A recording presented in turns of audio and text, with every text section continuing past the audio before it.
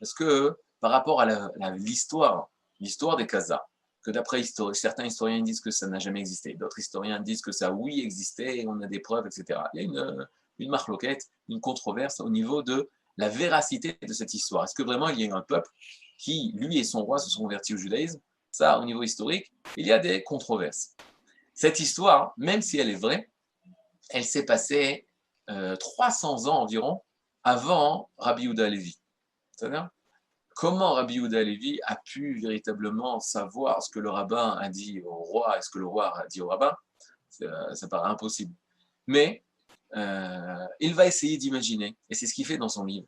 Il imagine le discours entre un roi goy et un rabbin du peuple d'Israël qui se renseigne justement sur la profondeur d'Israël, sur la profondeur de la Torah, sur la profondeur du judaïsme.